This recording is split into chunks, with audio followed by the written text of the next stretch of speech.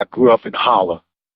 First and foremost, shouted out to my wife and my family members and the real comrades that still hold me down behind these walls. And let me walk you down this dark road. As growing up, we have the strongest abilities of helping others get on their feet. What's time to get breaking or bad decisions? Because that person could be a come up or a fall down. Today, I would like to speak about this young cat named Derek Cody, aka from the east side on 7th Street. 1988, a robbery and murder took place in the lobby of the projects where I grew up in. And everybody and their mother thought I did that crime. But I still got arrested 5 days after the deed for that crime and convicted. And the reason I did get arrested and convicted is because in a few years in my time, I got hold of these papers.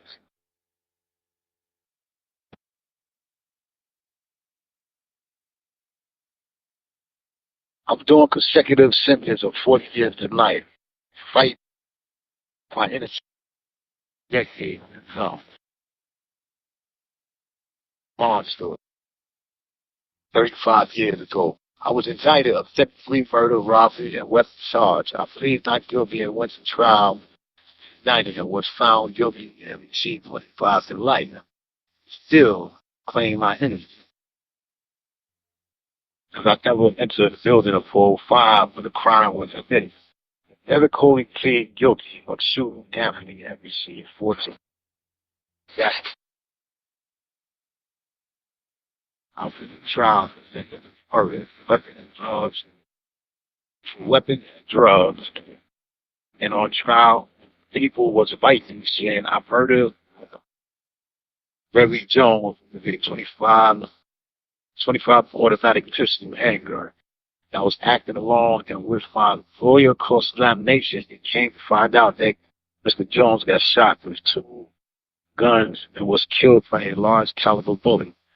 In the middle of the trial, the people had hand over a piece of paper to my lawyer that just said destruction, nothing more. My lawyer asked, what is the story? He said, it's the drugs.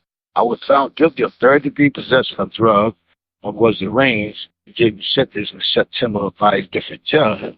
And that judge said out of her mouth, young man, I'm going to run this time concurrent with the time we already had.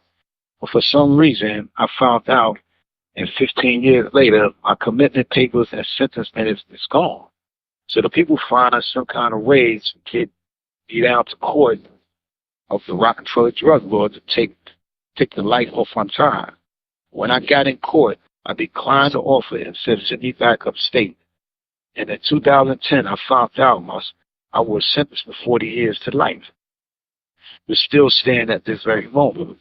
But what I'm so confused why Bonnie Whitner is on all of my paperwork and computer as to be my sentence judge. During 2007, Bonnie Whitner stated clear as day in court that she is not my sentence judge. And I'm asking respectfully, please afford me an innocent team to interview. Bonnie Whitner asked that she sentence me on September 15, 1993. The only bond of proof I have at this very moment is my rap sheet. Until when I get free, track down my sentence judge, prove my innocence.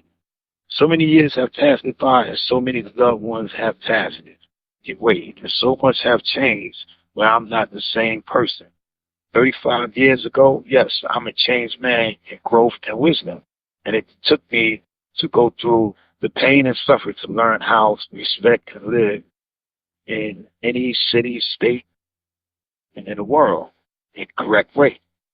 I have some family members still around, and I also have 4 grandkids I love so much, and they help me make it see another day as well, my wife and kids. I have so much to give back to the community and youth if I ever get that chance. As a prison is not for many, but for few. I cope. I cope with everyday pain behind these walls. Nothing is nice during time. But I know I could do what is right. Stay home with the loved ones I love so much. My life is almost at the end of time, and I'm asking, please give me a chance to prove I could be right, up and a right citizen, and live day by day. I also have so many I mean, friends and family members that have jobs waiting for me once I return back to society. I'm done with crime, and I see what life is worth, and that's to enjoy life with loved ones. As being behind these walls, yes, it's a learning process, and it's not easy. I'm sorry for all the victims, and I give my blessings and remorse to all the victims. November 22nd, 2004. Well,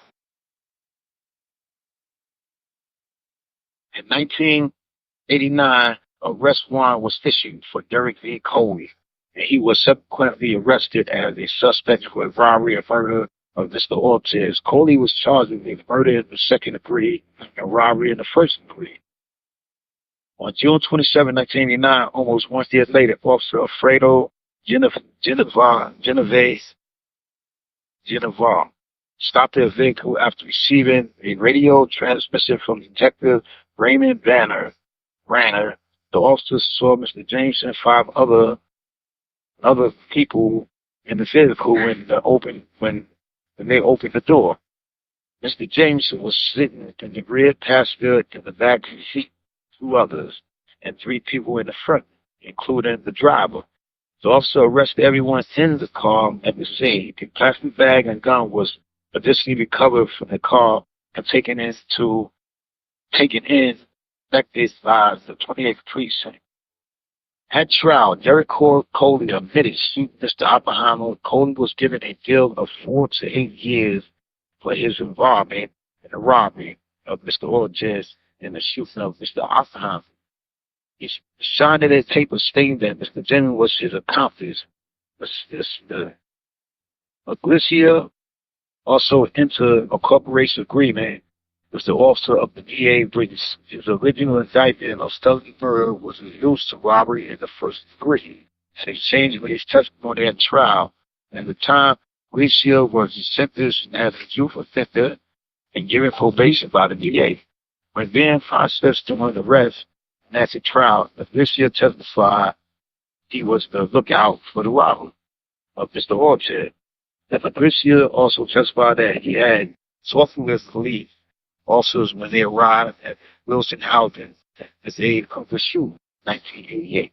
Aglicia testified at trial that while he was talking to the responding officer in front of the building where the shoot took place,